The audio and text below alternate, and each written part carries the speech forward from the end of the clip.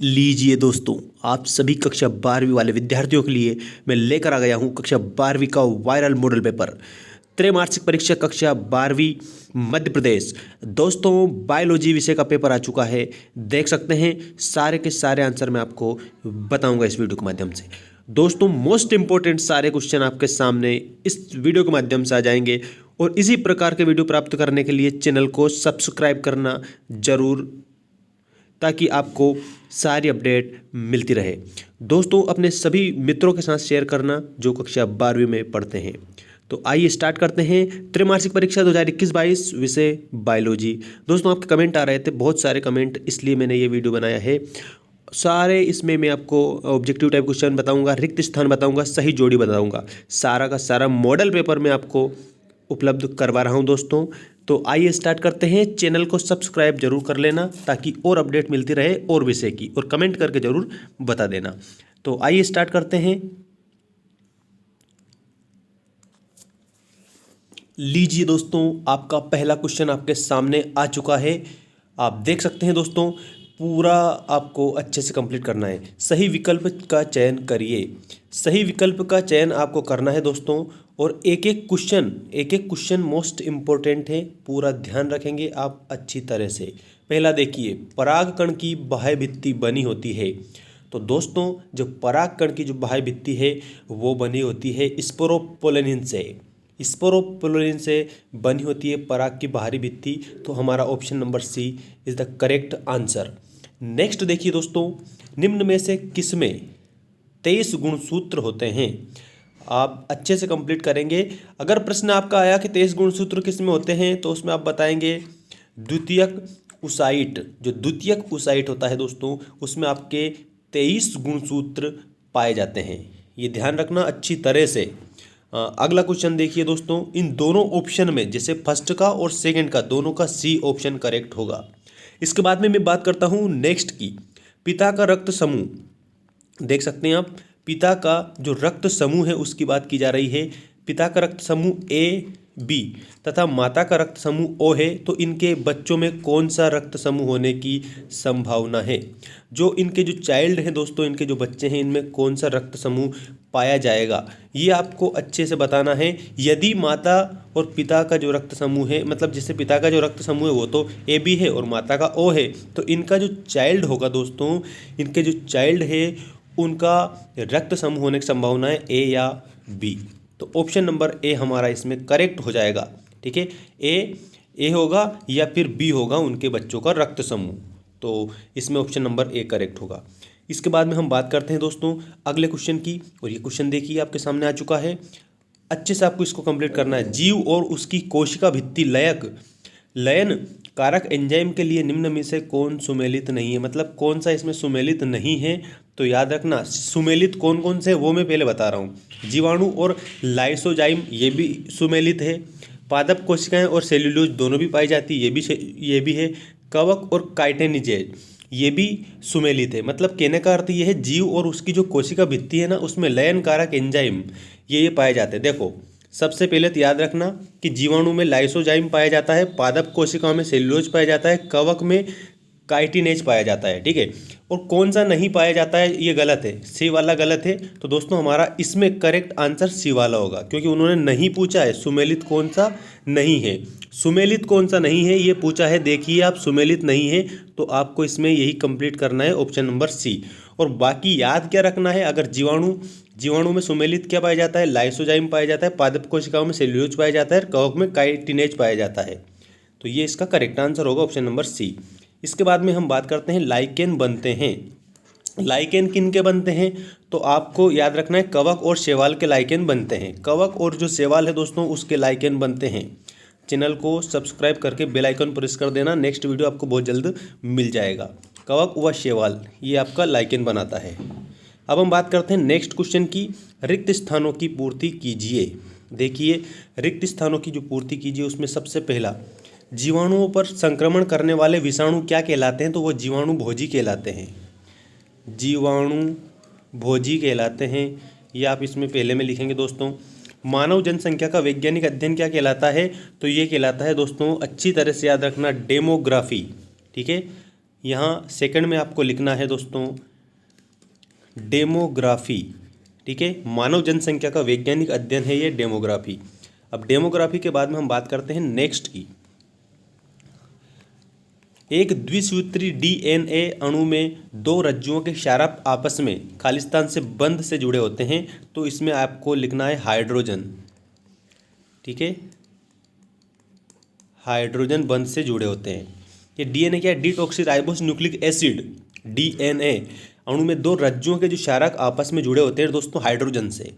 Next देखिए, आलू और शकरकंद के ट्यूबर संरचनाएं हैं, कैसी है? तो समवृत्ति। ये यहाँ ऑप्शन में करेक्ट दे रखा है, देखिए समवृत्ति या तुल्य रूप। ठीक है, या समतुल्य कह सकते हैं। आलू और शकरकंद के ट्यूबर होते हैं समवृत्ति संरचनाएं। अगला देखिए, विशाल अमेजन वर्षा वन को कहा जाता है। जो अमेजन का वर्षा वन है ना दोस्तों, अमेजन का जो वर्षा वन है उसको पृथ्वी के फेफड़े कहा जाता है। पृथ्वी के फेफड़े उनको कहा जाता है दोस्तों, और कह सकते हैं कि लंग्स कहा जाता है, लंग्स ऑफ अर्थ, पृथ्वी के फेफड़े। ये विशाल है और कहाँ के वन है? याद रखना, अमेजन के वन है, अमेजन के वन है, ये वर्षा वन है, इसलिए इन्हें पृथ्वी के फेफड़े कहा जाता है। अब ये हमारे रिक्त स्थान पूरे हुए। रिक्त स्थान के बाद में आप देखिए सही जोड़ी बनाइए। ये सही जोड़ी आपके सामने आ चुकी है। हाइलेरुनिडेज, इसका ऑप्शन नंबर डी करेक्ट होगा। एक्रोसोम, कोमेलिना, कोमेलिना अगर आए तो आपको याद रखना है कि कोमेलिना में आपका आएगा ई वाला, अनुन्मील्य परागणिक पुष्प। ठीक है, नेक्स्ट देखिए फाइलेरिया। जो फाइलेरिया है दोस्तों, इसमें आएगा वुचेरिया। ठीक है, वुचेरेरिया। डिस्ट्रोफिन, डिस्ट्रोफिन देखना दोस्तों, डिस्ट्रोफिन में आपका ऑप्शन नंबर बी हो जाएगा। मनुष्य की सबसे बड़ी जीन होती है ये। ठीक है, मनुष्य की सबसे बड़ी जो जीन है वो क्या है? तो याद रखना डिस्ट्रोफिन मनुष्य की सबसे बड़ी जीन है। अमरबेल, जिसको कसकुटा भी कहा जाता है, तो इसमें आपको करेक्ट आंसर करना है। पूर्ण रूप से ये परजीवी है। पूर्ण रूप से क्या है? अमरबेल परजीवी है। ठीक है, याद रखना। तो ये आपकी सही जोड़ियाँ भी कंप्लीट हो गई है। तो ये उत्तर आपके सही जोड़ी के यहाँ पर दे रखे हैं। ठीक है, अब हम बात करते हैं क्वेश्चन नंबर 4 की। देखिए दोस्तों, क्वेश्चन नंबर 4 आपके सामने है। जलाशय की महाविपत्ति अथवा बंगाल का आतंक किस पौधे को कहा जाता है? जलाशय की महाविपत्ति अथवा बंगाल का आतंक जलकुंभी को कहा जाता है। ठीक है, जलकुंभी जो है ना दोस्तों, उसको कहा जाता है महाविपत्ति बंगाल की, जिसको अंग्रेजी में हम वाटर हायसिंथ बोला जाता है। वाटर हायसिंथ इसको बोला जाता है।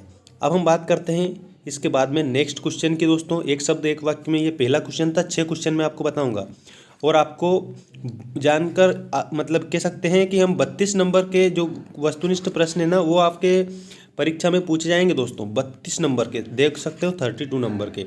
और ये एक शब्द एक वाक्य में उत्तर दीजिए। 6 में बता रहा हूँ। तो आइए दूसरे को देखते हैं हम, दूसरे क्वेश्चन को। देखिए दोस्तों, पुरुषों में ल्यूटिनाइजिंग हार्मोन को किस अन्य नाम से जाना जाता है? जो पुरुष हो है ना, उसमें एक हार्मोन पाया जाता है ल्यूटिनाइजिंग। जो ये ल्यूटिनाइजिंग हार्मोन है ना दोस्तों, इसको इंटरस्टीरियल सेल स्टिमुलेटिंग हार्मोन के नाम से भी जाना जाता है, ICSH। ठीक है, मोस्ट इंपॉर्टेंट क्वेश्चन है इंटरस्टीरियल सेल स्टिमुलेटिंग हार्मोन, जिसको ICSH कहा जाता है। ये पुरुषों में ल्यूटिनाइजिंग हार्मोन है दोस्तों। नेक्स्ट देखिए, एक विषम युग्म की द्विसंकर के परीक्षणार्थ संकरण का अनुपात क्या होगा? तो ये होगा 1:1:1:1:1। तो ये क्या है?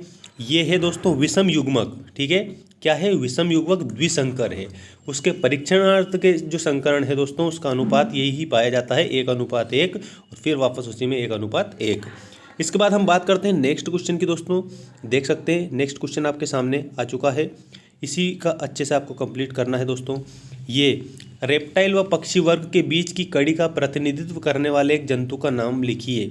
रेप्टाइल व पक्षी वर्ग के बीच की जो कड़ी होती है वो होती है आर्कीओप्टेरिक्स। आर्कीओप्टेरिक्स ये रेप्टाइल पक्षी वर्ग के बीच की कड़ी का प्रतिनिधित्व करने वाला जंतु पाया जाता है, आर्कीओप्टेरिक्स। अब हम बात करते हैं नेक्स्ट, डीएनए अणु को काटने वाले एंजाइम कहलाते हैं। अगर प्रश्न आया आपके कि डीएनए अणु को काटने वाले एंजाइम क्या कहलाते हैं, तो उसमें आप बताएंगे rotary action endonuclease. Rotary action endonuclease is the correct answer. Next question देखिए, तापमान के व्यापक परास को सहन करने में सक्षम जीव क्या कहलाते हैं? तापमान के व्यापक परास को सहन करने में जो सक्षम जीव होते हैं ना दोस्तों, वो पृथुतापी या यूरीथर्मल कहलाते हैं। पृथुतापी या यूरीथर्मल जो जीव होते हैं वो क्या करते हैं, तापमान अधिक से अधिक जो तापमान होता है ना उसको सहन कर सकते हैं। क्या कर सकते हैं, सहन कर सकते हैं। इसलिए उनको क्या बोला जाता है, पृथुतापी बोला जाता है या फिर यूरीथर्मल बोला जाता है। ठीक है, तो दोस्तों ये आपके 6 नंबर के, कितने नंबर के, 6 नंबर के मोस्ट इम्पोर्टेंट मैंने आपको 1 नंबर मतलब कि उत्तर बता दिए 1 सेंटेंस वाले, 1 वर्ड वाले। ठीक है दोस्तों, अब कुछ क्वेश्चन मैं आपको बता रहा हूँ, कुछ क्वेश्चन मैं बता रहा हूँ, मोस्ट इंपॉर्टेंट क्वेश्चन है, वो भी देख लीजिए आप।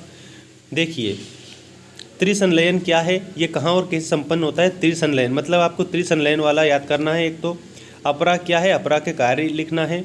युग्मक जन तथा भ्रूणोद्भव के अंतर आपको बताना है।